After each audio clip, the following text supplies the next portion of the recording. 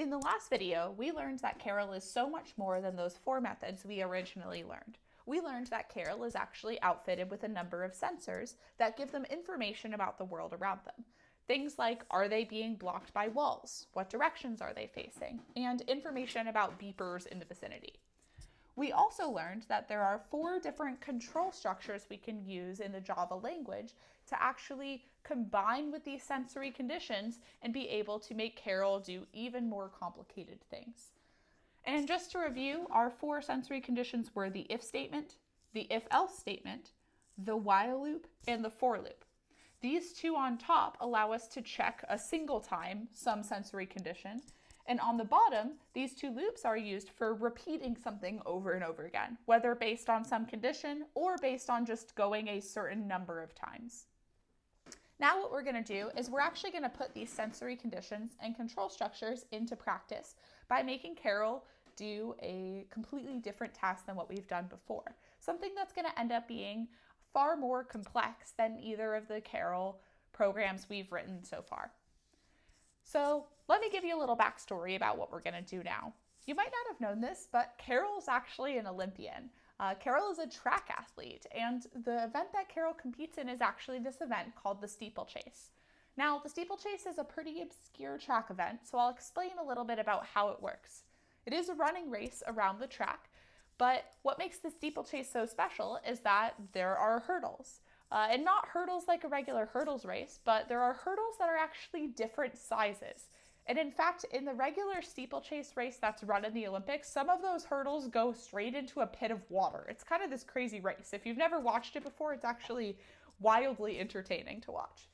So Karel is an Olympian who runs the steeplechase. And what we're going to do in this next program is we're going to help Karel compete in her Olympic steeplechase race. So let's go over to BlueJ and let's go ahead and open up the code for steeplechase. And I'm also going to run it just so we can take a look at what that world looks like. Now, this actually isn't the steeplechase world that has popped up here. And this is actually a bit of a special thing that we haven't had to do yet, which is that we actually have to load this world in. And that's because there are different steeplechase configurations that Karel may have to compete in. And our goal is actually to write some code that will work for every single configuration of steeplechase without actually changing the code at all. So I'm going to click this load world button. I'm going to scroll down towards the bottom. You can see the very last 2 are both different steeplechase worlds. I'm going to click on the one called Steeplechase 0, and I'm going to open that. And it looks something kind of like this. So what do we have to know about Karel's steeplechase race? Well, every time Karel does the steeplechase, the world is always going to be 9 long. One thing that we don't know about these hurdles, though, is actually how tall they are. So you can see here some of the hurdles are completely different heights. This one's only 1 tall. This one over here is 5 tall. We're going to have to write code that can actually work for any height of hurdle. We know that the world is 9 long and that the hurdles kind of exist in the spots between each space in the world, which means the maximum number of hurdles that we can have is 8 hurdles. And actually, instead of just that 8 just being the maximum number of hurdles, we're going to say that every world actually has exactly 8 hurdles, including this one. And you might be looking at it and thinking, how the heck does this have 8 hurdles? It definitely looks like it has 1, 2, 3, 4, 5. And we're going to say that there are actually 8 hurdles here. Some of them are actually just 0 tall. So the one between spot 4 and 5 is actually just a hurdle that has exactly 0 height to it. But by treating it like it's 8 hurdles, we now have a fixed number of hurdles. We know exactly how many there are. By thinking of it that way, we know that I'm going to be doing something in this exactly 8 times, right? 8 times I'm going to be jumping over a hurdle. And we know from looking at our different control structures, there is one particular control structure that comes in handy when I'm repeating something a certain number of times. And that is our for loop down here. So I'm going to go back over here and let's write a for loop. Let's do for int I equals 0. And I promise the syntax for a for loop is a little bit weird. You're going to get used to it. You're going to end up writing hundreds of these. But right now it's going to feel a little funky. So you're kind of just doing copy paste from the sheet through your brain onto the code. I is less than 8 because we want it to repeat 8 times. I plus plus. Now, overall, what am I doing 8 times? Well, I'm jumping a hurdle. And you might be thinking, hey, Karel doesn't actually know how to jump over a hurdle. Can I just use this method called jump hurdle? And the answer to that is kind of yes and no. I can't just use it, but I can tell Karel how jumping over a hurdle works by actually writing this method myself. So let's do public void jump hurdle. And let's actually tell Karel how to jump over a hurdle. Now, you're going to laugh at me a little bit when I say this, but how do you actually jump over a hurdle? That problem is still a little bit complicated because we don't know how tall the hurdles are. So I'm going to further break it down to make it a little bit easier. How do you jump over a hurdle? First, you go up the hurdle. Then you probably move just to get across the top. Then you go down the hurdle.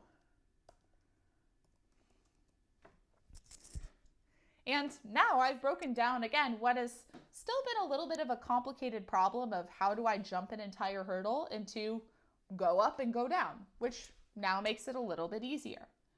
And of course, Karel doesn't know yet how to go up or go down a hurdle, so we have to now write that. So let's write public void go up hurdle. And this is where we're kind of getting down to the base commands and the sensory conditions and the control structures here.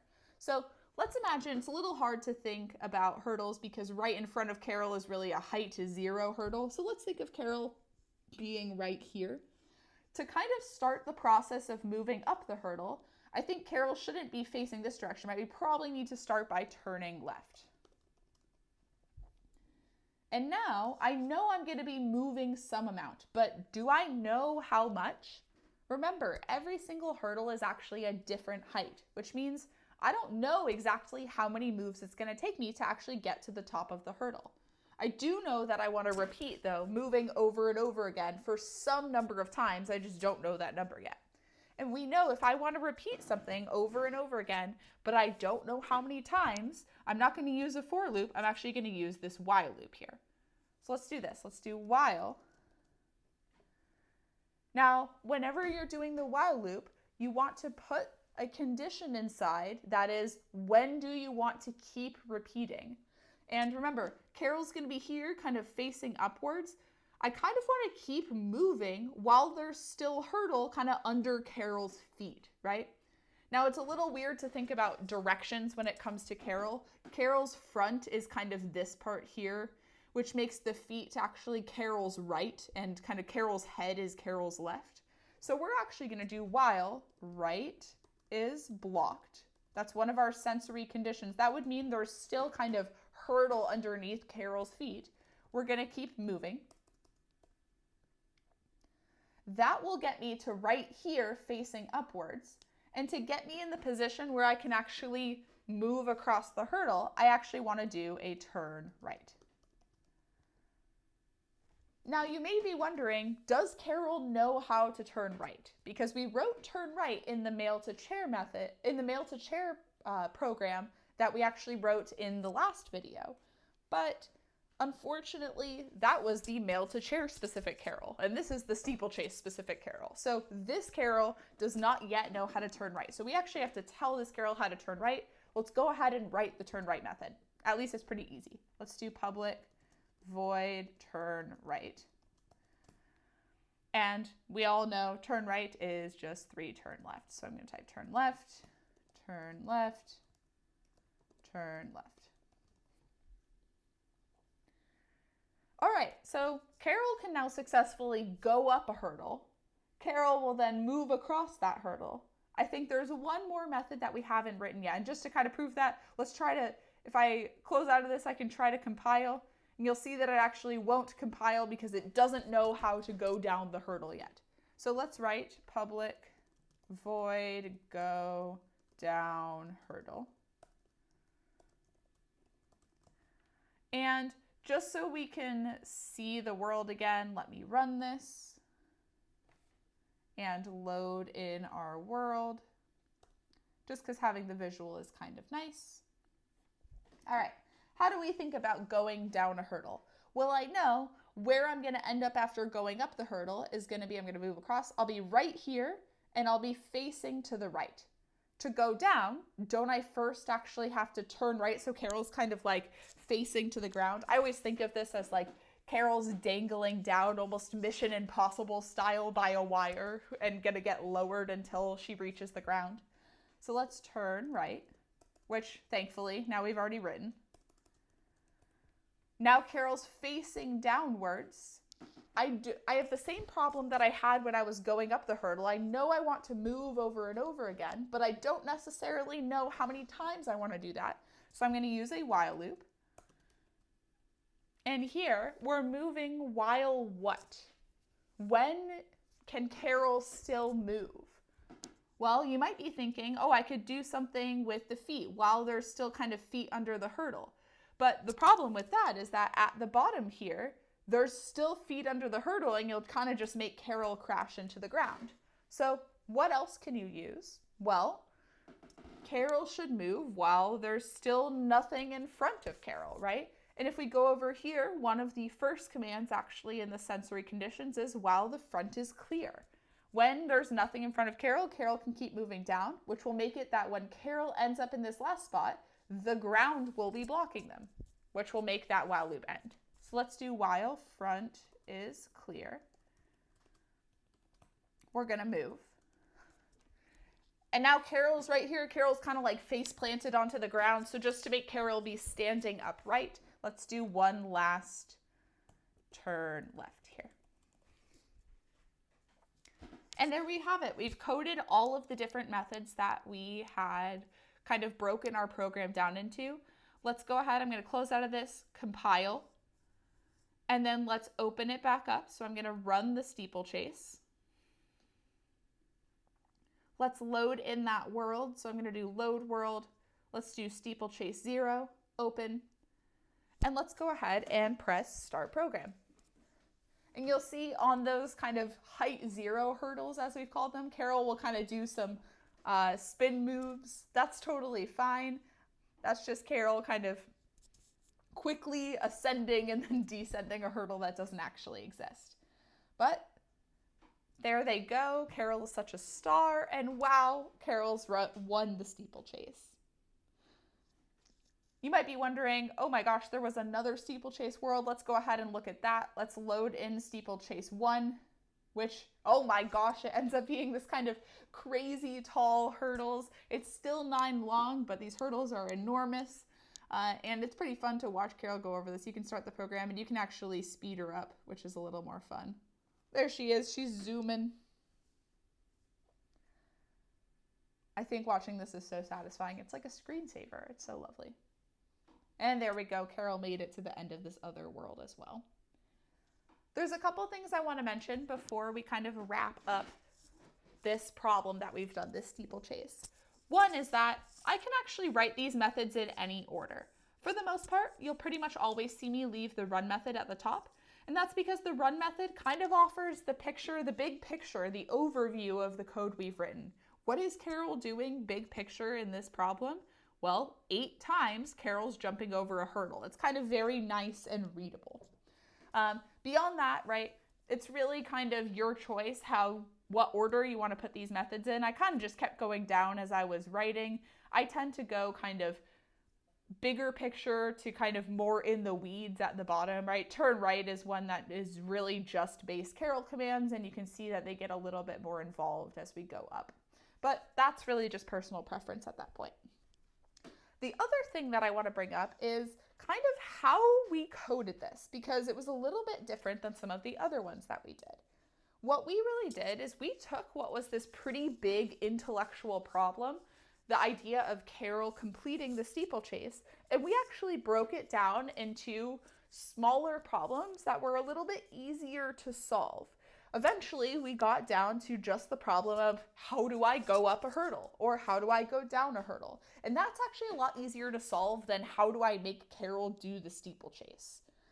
This process that we've done is something called decomposition, which is this idea of taking a large problem and breaking it down into more manageable chunks. In class, we are going to do this constantly. And when you are doing this in class, you're pretty much going to be following my lead all the time. You're going to be doing it my way. And part of that is that so I can train you in kind of good coding practices. There's a lot of benefits to using decomposition. One is that my code is now super readable. I can look at this run method and I pretty much know exactly what this program is doing. How do I jump over a hurdle? Oh, I just go up it, I move across, and I go down. And as you keep going down, it makes your code a lot easier to understand. There will be times where you're tempted to not decompose your code as much because, quite frankly, it ends up sometimes being a little bit more work, but I think it is something that pays off in the long run. One of the other big benefits of decomposition is, let's say I accidentally made a mistake somewhere in here. Let's say I maybe had this turn right inside of my while loop. It would have been a lot easier for me to see, oh, Karel's actually messing up as they go up the hurdle. Where should I look to solve that problem? Oh, look, I've got this conveniently named method called go up hurdle. It's probably an issue somewhere in here. So decomposition actually makes it a lot easier for you to find issues in your code. It actually, in the long run, will save you a ton of time, even if it takes a little bit more startup cost at the beginning. Now, I'm going to have you do one more Karel program on your own. This one's actually going to be quite a bit more straightforward than the SteepleChase. In fact, it's going to involve no sensory conditions or really any part of that kind of Karel one-page sheet that we were using for the SteepleChase. You're going to write a program that's going to be called CollectNewspaper. I'm going to go ahead and run it just to show you what it'll look like. And you can see it looks pretty similar to mail to chair or feed dog. You're really only going to be using those 4 base Karel commands, and this is mostly just for practice. So you can see Karel's over here in the corner of their home. Oh my goodness, here's the newspaper on the front porch. What's it going to be Karel's job to do? Karel's got to leave the house, grab the newspaper, and end up back where they started. Again, I don't think you'll really need any sensory conditions for this. You may end up wanting to write a turn right method or maybe a turn around method. Those might be useful. But besides that, this should end up being a fairly straightforward Karel program to write. In the next video, we'll continue on talking a lot more about decomposition and how you can kind of really hone in that process of taking these larger problems and breaking them down into more manageable chunks.